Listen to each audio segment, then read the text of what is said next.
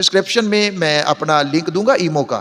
آپ کوئی بھی مسئلہ پوچھنا چاہتے ہیں تو آپ مجھے اس کے اوپر میسج کر سکتے ہیں، وائس میسج کر دیں، ٹیکسٹ میسج کر دیں. بسم اللہ الرحمن الرحیم. السلام علیکم ورحمۃ اللہ وبرکاتہ. پچھلی ویڈیو میں نے آپ کو کہا تھا کہ میں آپ کو احرام کی حالت میں جو کام آپ کر سکتے ہیں ان کی لسٹ بھی میں آپ کو بتا دوں گا.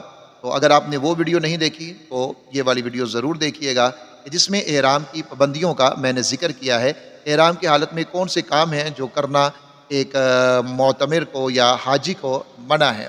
اب ہم بات کریں گے احرام کی حالت میں جو کام کرنا ہمارے لیے جائز اور درست ہیں، کہ جن کو ہم بالکل کر سکتے ہیں، جن میں کوئی ممانعت نہیں ہے، کسی طرح کا دم نہیں آتا، کوئی ہمارے اوپر کسی طرح کا جرمانہ نہیں آتا. احرام کی حالت میں آپ انگوٹھی پہن سکتے ہیں، گھڑی پہن سکتے ہیں، ہیڈ فون کا استعمال کر سکتے ہیں، گلاسز سن گلاسز کا استعمال آپ کر سکتے ہیں. ہاں، اس میں سن گلاسز جو ہیں وہ خواتین عموماً بہت بڑے پہن لیتی ہیں جس سے چہرہ ہی چھپ جاتا ہے، تو اس طرح کے نہیں پہنے جا سکتے. سن گلاسز وہی ہوں جو صرف آنکھوں کے لیے ہی ہوں، چہرے کو چھپانے کی نیت سے ان کو نہ پہنا جائے. اسی طرح آپ چھتری کا استعمال کر سکتے ہیں. مردوں کو چونکہ احرام کی حالت میں سر کو ڈھانپنا منع ہے، لیکن چھتری سے سایہ کیا جا سکتا ہے، گاڑی کی چھت کا سایہ لیا جا سکتا ہے، کہیں پر بھی کسی چھپر کا کسی جگہ کا سایہ لیا جا سکتا ہے. سایہ لینا منع نہیں ہے، سر کے اوپر سایہ کرنا منع نہیں ہے، بلکہ سر کے اوپر کوئی چیز پہن لینا، کپڑا رکھ لینا، یہ منع ہے. یہ دو علیحدہ علیحدہ چیزیں ہیں. جب ہم مکس کرتے ہیں پھر ہم پریشان ہو جاتے ہیں کہ بھئی یہ مسئلہ کیا ہو گیا ہے. تو سایہ منع نہیں ہے، سر کو ڈھانپنا منع ہے، اوپر کپڑا ڈال دینا، اس پر ٹوپی پہن لینا، امامہ پہن لینا، یہ چیز حالت احرام میں منع ہے جب آپ نیت کر لیتے ہیں. بغیر صابن کے یہ جو خوشبو والے صابن ہیں اور اسی طرح شیمپو ہیں، ان کے بغیر آپ نہانا چاہیں تو نہا سکتے ہیں، سر کو دھونا چاہیں تو دھو سکتے ہیں، لیکن رگڑ رگڑ کے مل نہیں سکتے، سر کے بالوں کو رگڑ کے نہیں دھو سکتے، جسم کو رگڑ کے نہ دھوئیں. بلکہ آپ گرمی کو دور کرنے کے لیے، پسینے کی بدبو کو دور کرنے کے لیے آپ اوپر پانی پھینک سکتے ہیں. اگر خدا نخواستہ کسی کو کوئی زخم ہو جاتا ہے، چاہے وہ مرد ہے یا عورت ہے، تو وہ اپنے زخم کے اوپر پٹی کر سکتا ہے، چاہے وہ کتنی بھی پٹی اس کو کرنی پڑے تو اس کے کرنے کی اجازت ہے. احرام کی حالت میں مسواک کرنا یہ درست ہے. احرام کی حالت میں ٹوتھ پیسٹ کا استعمال نہ کریں کیونکہ اس کے اندر بھی خوشبو ہوتی ہے. تو آپ مسواک اپنے ساتھ ضرور لے کر جائیں. عام طور کے اوپر آپ کو دکانوں سے مل جاتی ہیں، زیتون کی مسواک مل جاتی ہے، پیلو کی مسواک مل جاتی ہے. تو کوئی بھی مسواک آپ اپنے ساتھ ضرور لے کر جائیں کہ حالت احرام میں آپ مسواک کر سکتے ہیں. آپ ٹوتھ برش نہیں کر سکتے، ٹوتھ پیسٹ کا استعمال نہیں کر سکتے کیونکہ اس میں خوشبو موجود ہے.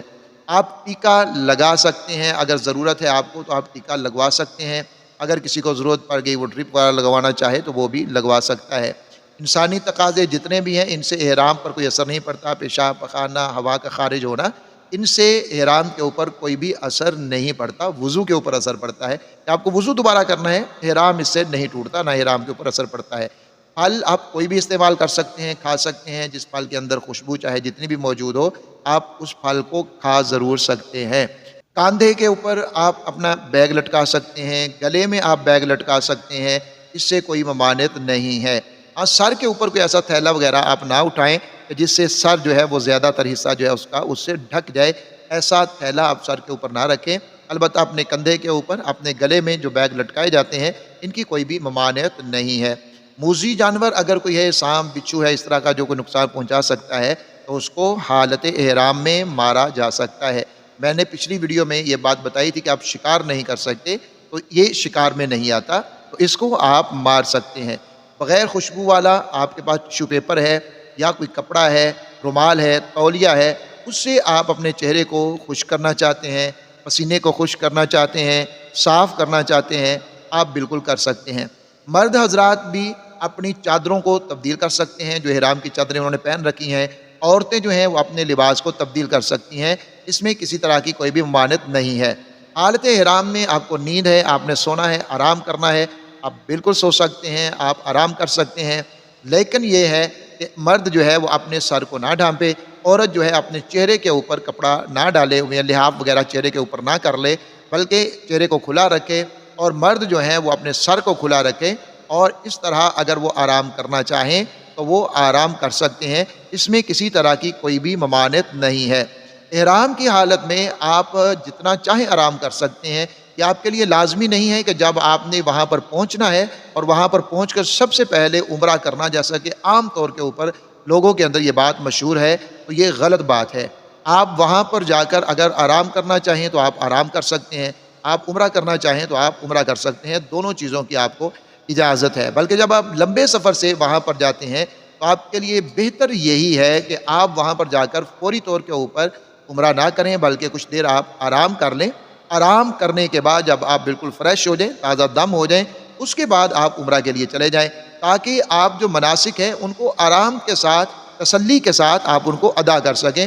بعض لوگ اسی غلط فہمی کے اندر رہتے ہیں کہ نہیں، اب ہم نے جا کر جاتے ہی عمرہ کرنا ہے، ہمارے لیے بیٹھنا، سونا، کھانا پینا یہ اب حلال نہیں ہے جب تک ہم عمرہ نہ کر لیں۔ اور پھر ہوتا یہ ہے کہ ایک لمبے سفر سے آئے ہوتے ہیں اور وہاں آ کر وہ آرام بھی نہیں کرتے، عمرہ کے لیے چلے جاتے ہیں اور عمرہ بھی بے دلی سے کر رہے ہوتے ہیں کہ تھکاوٹ جو ہے وہ زور کر چکی ہے، چلا نہیں جاتا، صحیح مشکل سے ہو رہی ہے، لیکن بس وہ لگے رہتے ہیں مسئلہ نہ پتہ ہونے کی وجہ سے۔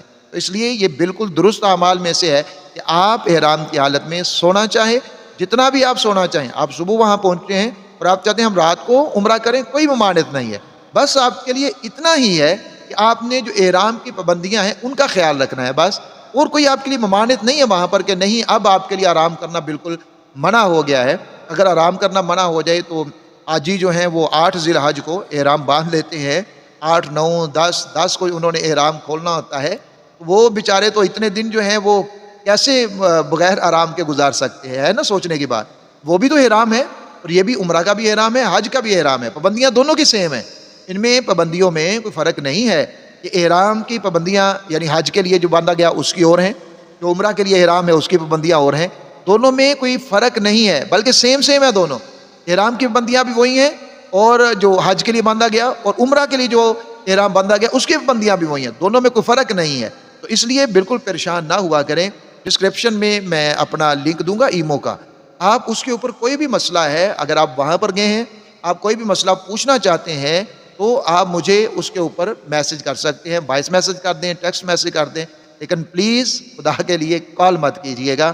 اور میں اپنے چینل کے بائیو میں بھی وہ لنک دے دوں گا، آپ وہاں سے بھی میرے ساتھ کنٹیکٹ کر سکتے ہیں، اور میں کوشش کروں گا ڈسکرپشن میں بھی دے دوں، تو آپ یہاں سے بھی میرے ساتھ رابطہ کر سکتے ہیں۔